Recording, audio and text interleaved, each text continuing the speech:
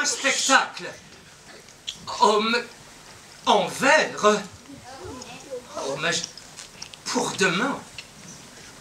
Oh, certes, Majesté, cependant, êtes-vous bien sûr? Le dernier vœu formulé en mon endroit est de lui présenter un spectacle de fable. Quoi? Écrite par moi? En suis-je capable? Oui, oui, je jouerai mon rôle, Jean de La Fontaine. Écoutez-moi, il me faut quelques volontaires. Dans le trou noir de la salle, là, au parterre, vous seriez-vous du genre à tenter quelque chose? Allez-y, oui, n'ayez pas peur, vous, approchez-vous là, vous, en rose. Deux coqs vivaient en paix. There is only one place. I'm the only one, okay? Ainsi parlait au chat la souris attrapée. L'autre lui dit... Tu t'es trompé! Est-ce moi que l'on tient de semblables discours? Tu gagnerais autant de parler à des sourds. À des sourds. La tortue...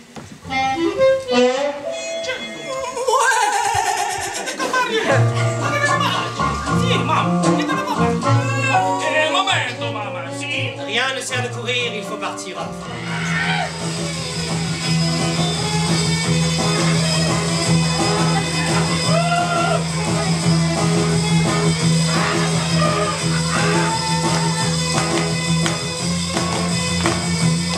C'est une belle rencontre aujourd'hui que je suis très heureuse de vous partager. William Nesbisch en Avignon au Théâtre du Balcon. Merci beaucoup William d'être à mes côtés pour parler un petit peu de votre passion, si vous voulez bien. Je suis très heureuse de vous avoir à mes côtés. Vous sortez d'une représentation des Fables de La Fontaine devant des scolaires. Première question que j'ai envie de vous poser, William, qu'est-ce que vous pouvez ressentir et quel est l'intérêt que vous pouvez partager à vous produire, vous représenter devant des scolaires, un jeune public? J'ai toujours aimé jouer devant des enfants depuis que je fais du théâtre, j'allais dire depuis une vingtaine d'années. J'ai appris à faire du théâtre auprès de Pierre Debauche, qui est le fondateur du Théâtre des Amandiers à Nanterre, qui est un grand homme de théâtre, qui continue de faire beaucoup de choses, et qui a été le professeur de mon père au Conservatoire national d'art dramatique. J'ai appris à ses côtés, et il nous a appris à faire plein de choses dans son école, et notamment des spectacles devant le jeune public, dédiés au jeune public, comme on dit, mais pas que. Aussi, j'allais dire...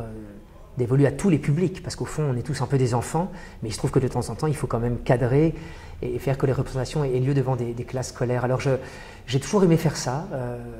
J'ai beaucoup aimé j'aimais aller au théâtre quand j'étais plus jeune.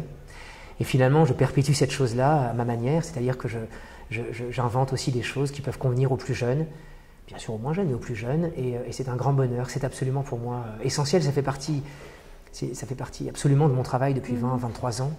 J'ai mis en scène 6 spectacles jeunes publics depuis lors, et donc Le Chaboté, La Belle et la Bête, 2 spectacles d'écriture contemporaine, des Fables de La Fontaine et un spectacle autour de Mozart, qui s'appelle Mozart l'Enchanteur. Et je trouve que c'est absolument essentiel, primordial, il faut jouer devant les plus jeunes. Les différentes réformes du collège, de l'école élémentaire sont parfois un obstacle, à la possibilité de représenter des spectacles dans un cadre dit scolaire, et c'est un vrai dommage, c'est une catastrophe. Parce que quand ça existe, c'est magnifique. Et il faudrait que ça existe davantage. Il faudrait que des moyens soient donnés pour que plus de jeunes, plus d'enseignants, plus de jeunes aillent au théâtre, plus d'enseignants entraînent les élèves au théâtre, qu'il y ait des moyens, qu'il y ait des bus, qu'il y ait un travail de sensibilisation, de rencontre, de partage, d'échange.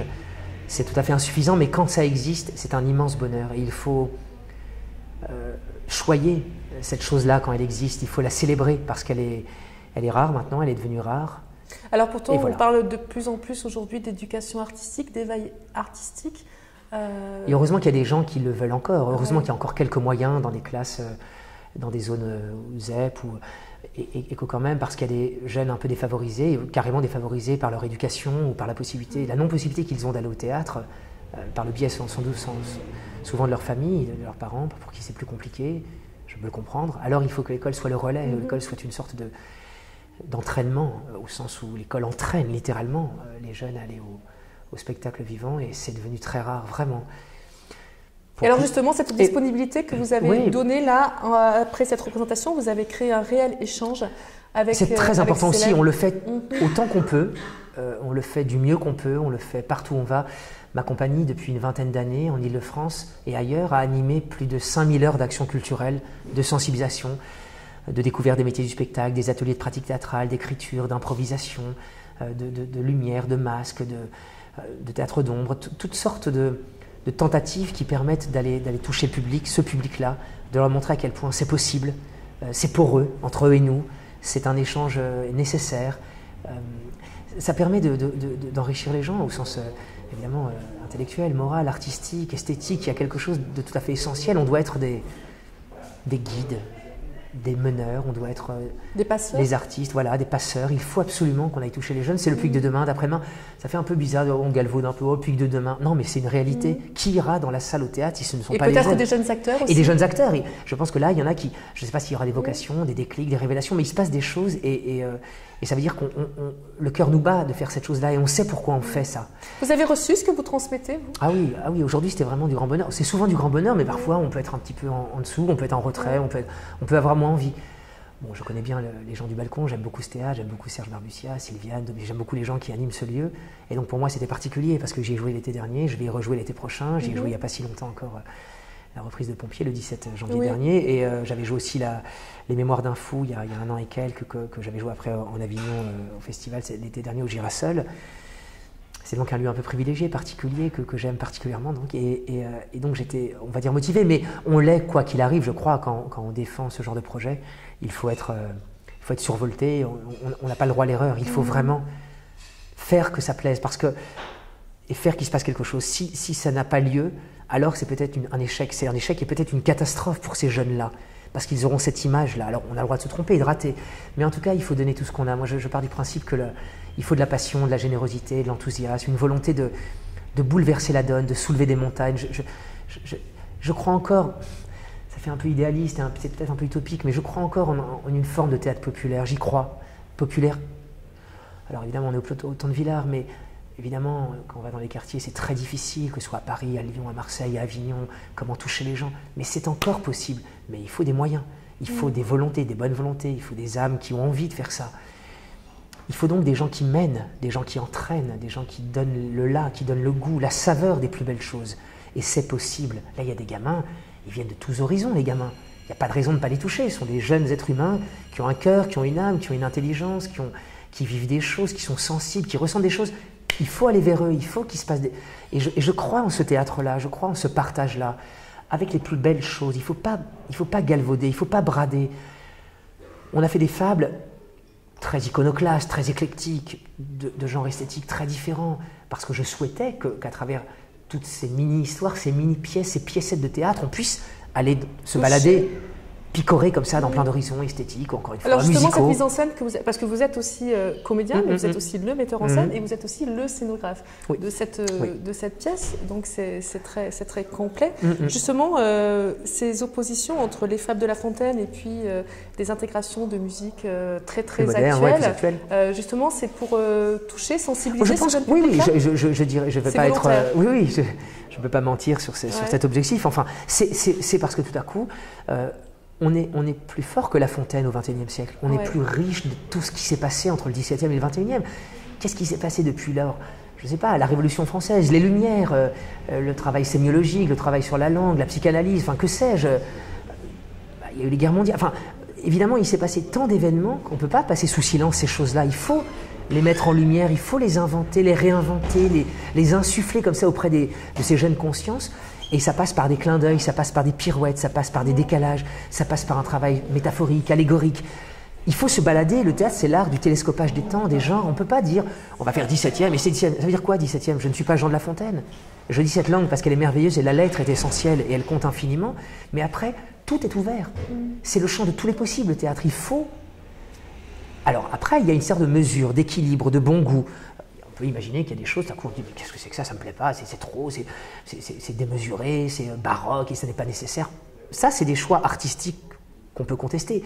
Mais sur l'esprit, sur le principe, je tiens absolument à cette manière de faire, à ce genre de spectacle, parce que ça veut dire que tout à coup, chacun s'enrichit mutuellement.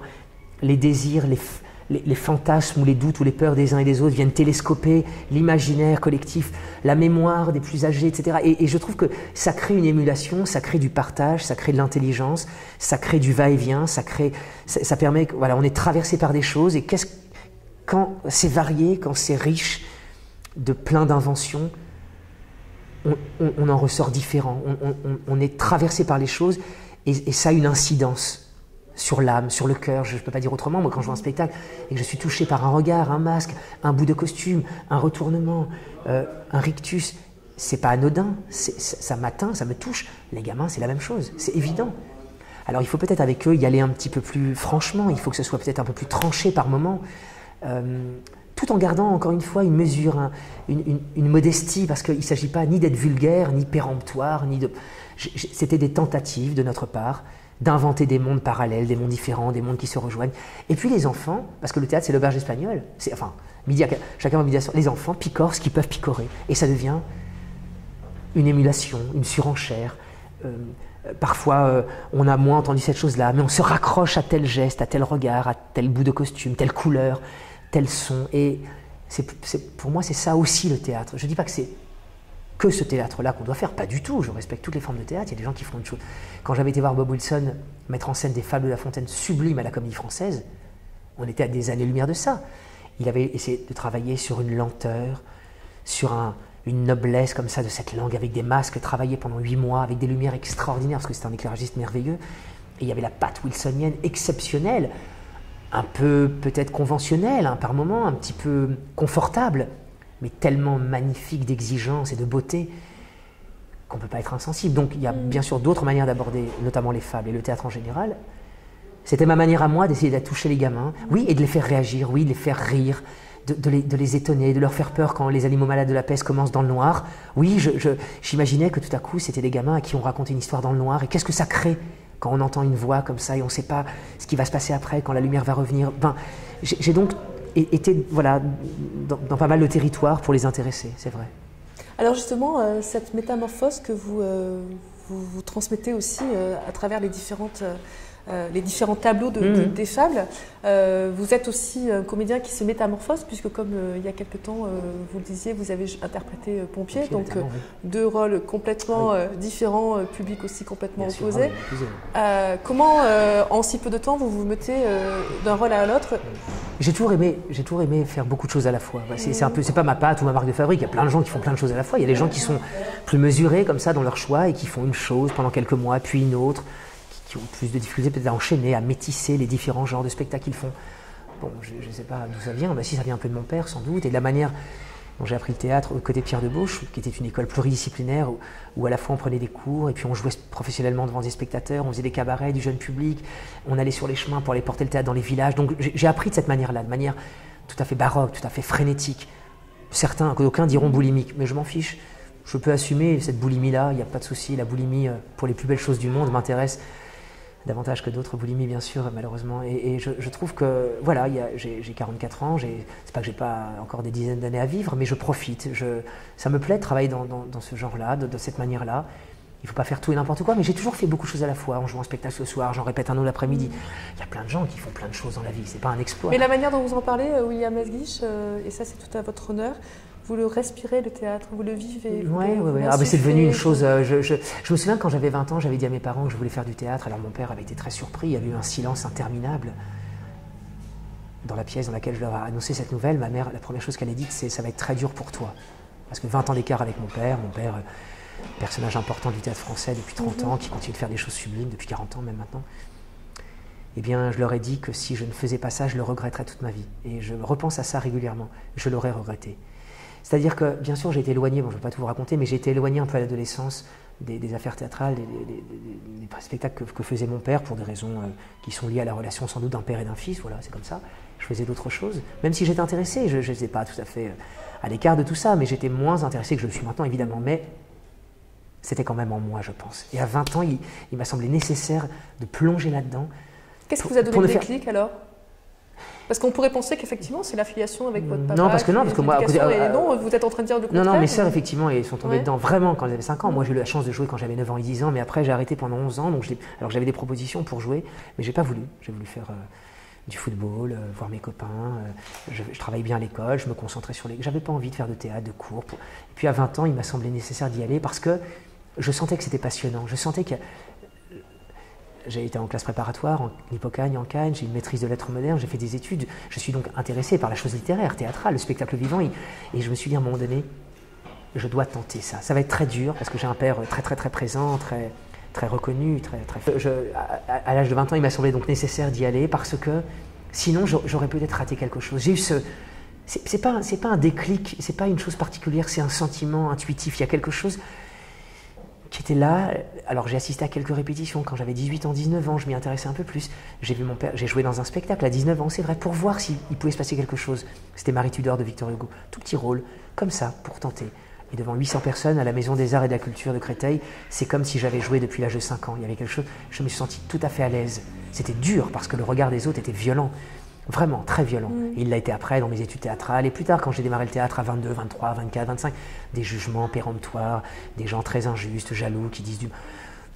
Je le savais, je l'ai vécu, j'en ai un peu souffert, j'ai fait mien ce moment-là difficile un peu de ma vie pour avancer, me faire un prénom, je ne sais pas, mais en tout cas faire mon chemin, un prénom, j'espère, pourquoi pas, mais c'est pas le but, la reconnaissance, elle est relative. C'est faire ce que j'aime, comme vous disiez, c'est respirer le théâtre, transmettre, faire partager ma passion. Effectivement, quand je jouais dans Marie Tudor, j'assistais à des répétitions, mon père dirigeait le spectacle, et je me disais à des moments, et là, si l'indigène, ou alors si mon renard allait à court, s'écroulait. J'avais des petites choses comme ça qui étaient là en moi, qui frémissaient, et quand mon père, lui, prenait la parole officiellement, de temps en temps, ça se rejoignait, donc j'étais un peu étonné, de temps en temps, c'était tout à fait à l'opposé. Bien sûr, je ne suis pas dans l'esprit de mon père. Et moi, j'étais tout à fait silencieux, je regardais, j'écoutais, et il se passait quelque chose, c'est vrai. Et un jour, j'ai dit à 20 ans, j'ai dit à mes parents, je veux faire du théâtre. Ah, alors que j'étais quand même loin de ça, a priori. À l'adolescence, j'étais donc loin de ça. Et donc j'ai appris à ce moment-là, et je n'ai cessé d'en faire depuis 24 ans, et j'ai dû jouer dans une 60aine de spectacles, mis en scène une 30aine, donc j'ai beaucoup fait, j'ai fait beaucoup de sport et de football notamment, j'ai été souvent capitaine d'équipe, je sais ce que ça veut dire que de mener les gens, d'entraîner, l'entraînement, je sais ce que ça veut dire d'y retourner, de travailler, moi je peux travailler 20 heures sur 24, il y a des natures comme ça, il y a des personnalités, mon père peut travailler 20 heures sur 24, d'autres pourront travailler 5 heures sur 24, c'est pas grave, chacun sa manière de faire, bien sûr. On est des gens qui allons dans ma famille très très vite pour envisager les choses, pour réagir, pour improviser, pour réattaquer, pour réinvestir comme ça le champ de l'imaginaire, pour tenter l'aventure d'une invention, d'une chose, qu'elle soit pertinente ou pas, c'est pas le propos, mais qu'elle soit en tout cas la plus incroyable, la plus intelligente, la plus variée, la plus étonnante, la plus inattendue. On a appris à faire les choses comme ça. Il y en a qui détestent cette manière de faire, et notre théâtre, hein, mais nous c'est comme ça qu'on le vit, le théâtre. Et pour notre grand bonheur, parce que c'est du bonheur quand les gamins sont heureux, rient, scandent. Ben, je me dis, c'est ça la vie, quoi, aussi. C'est ça, il faut que ça existe. C'est pas la solitude et la misère des quartiers. Il y a aussi de cette chose-là. Mais le théâtre, c'est du lien, c'est un élément essentiel de notre culture, de notre société, de nos vies, qui permet le rapprochement, le métissage, qui permet... Il n'y a pas de barrière au théâtre. Il ne devrait pas y avoir de barrière. Il y a parfois la barrière de l'argent, mais on peut trouver des solutions. Et je suis un peu triste de l'état actuel de la société, du théâtre en particulier dans cette société. Bon, c'est tout ce qu'on vit, cette violence extrémiste, religieuse, ce repli sur soi, le repli des gens qui ne devraient pas se replier et être étriqués, parce qu'ils doivent être les meneurs d'une sorte de révolution pour justement continuer à avancer ensemble, pour que l'humanité se redresse, se relève, évolue. Et on doit partager les plus belles choses. Les plus belles choses, c'est aussi le théâtre, c'est la musique, c'est la danse, c'est la peinture, c'est la littérature, la poésie. Et moi, je suis un petit soldat, j'allais dire, c'est pas un soldat, mais un militant. Vous amenez votre petite touche pierre, là voilà, j'aimerais que ce soit oui. plus, parce que avec des gens comme Serge Barbutia, avec des gens comme Gérard Gélas, comme des gens d'Avignon, des gens d'ailleurs, il y a plein de gens. Vous aimez beaucoup Avignon d'ailleurs? J'aime beaucoup Avignon, vraiment. Oui, vous êtes souvent... Très souvent, j'y allais beaucoup parce que mes parents y allaient très jeunes, et puis j'ai vu beaucoup de spectacles quand parfois j'allais voir 40, 50 spectacles quand j'étais adolescent quand même, hein, ouais. J'allais dans le Hinge, à la Cour d'honneur, j'en ai partout. Et puis même quand je joue 3 ou 4 spectacles par Avignon, j'arrive, actuellement, depuis quelques années, j'arrive à voir entre 15 et 30 spectacles d'amis, de spectacles qui m'intéressent, parce qu'on se nourrit des autres, on découvre, on a besoin de voir ce que font les autres aussi. Donc il n'y a pas du tout de repli là de mon côté, en tout cas, je ne suis pas dans la tour d'ivoire à dire je fais ci. Je suis pour un partage. Vous êtes sur le terrain. Un partage absolu, oui, il faut. Il y a trop de gens tristes, trop de gens démotivés, trop de gens à côté. Je ne dis pas que j'ai raison forcément, je dis qu'il faut qu'on soit les leaders de cette relation-là particulière au public. Il faut présenter les plus belles choses du monde, ne rien galvauder, ne rien brader.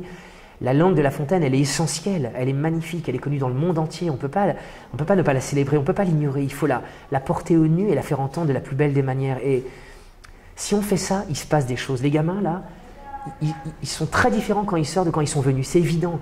Je ne dis pas qu'ils ont tous adoré, que ce sera une révolution, un bouleversement dans leur esprit, mais je crois qu'il s'est passé quelque chose. Si j'ai pu contribuer à leur donner du bonheur, de l'intelligence avec mes camarades de jeu, je sais pourquoi je fais ça. C'est merveilleux. Il y a trop de gens tristes, il y a trop de gens prétentieux, il y a trop de gens péremptoires qui pensent qu'ils ont réinventé les choses, qu'il faut bafouer le théâtre d'avant, qu'il faut condamner les gens qui ont fait des choses par le passé. J'entends des choses terrifiantes. Moi, je suis entre deux générations, entre les jeunes loups, les trentenaires, ceux qui arrivent, les collectifs, et voilà. Et puis les gens tels que mon père, et d'autres, entre 55 et 65 ans, qui ont fait des choses extraordinaires dans leur vie, des spectacles fabuleux. Comment on se positionne, voilà, entre ces deux entités, ces deux pôles? Comment est-ce qu'on... Bon, je le fais à ma manière, avec beaucoup d'engagement. Avec vos tripes aussi, non? Ah oui. Vous savez, j'ai fait des spectacles invraisemblables dans ma vie, notamment des grands projets itinérants de village en village, où on a marché 20, 30, 40 kilomètres à pied pour aller porter le théâtre auprès des gens. Et c'était pas pour faire un exploit, c'était pas pour qu'on parle de nous en disant « Oh là là, ce sont des... » Il y a plein de gens qui font comme nous, mais ils ne sont pas assez célébrés. Et on a été voir les gens dans les villages, et les gens dans le village sont laissés pour compte, dans plein de villages. Il y a la télé, il y a la fête du village, le loto, je ne sais quoi. Et c'est la pauvreté absolue, c'est une misère intellectuelle, sociale, sociétale, et une misère de l'esprit, de l'âme. Il faut aller parler à ces gens-là, c'est pas possible. Et évidemment, je suis très en colère après les décideurs politiques, majoritairement, parce qu'évidemment, ils ne donnent pas les moyens. Je pense que ça les intéresse moyennement, mais au moins qu'en tant que représentants de toutes ces personnes, ils considèrent que c'est très important qu'il se passe des choses pour ces gens-là. Parce qu'après, on les stigmatise, on les écarte encore plus. Ce sont des gens qui sont encore plus livrés à eux-mêmes, laissés pour compte. Ça n'est pas possible. Le théâtre, c'est aussi un art, c'est un art d'une exigence folle, mais c'est aussi un art qui permet qu'on se rencontre, qu'on se découvre, qu'on célèbre l'altérité en face de nous. C'est un miroir d'exigence, d'intelligence, d'excellence, de poésie, des plus belles choses du monde, un miroir un peu inversé, mais on est tous les acteurs d'un même monde, un monde qui doit aller vers la beauté, vers l'intelligence, vers la réflexion, vers la pensée, qui doit exclure personne. Merci beaucoup. Voilà. Merci beaucoup. Je vous en prie. Merci infiniment, William Mesguich.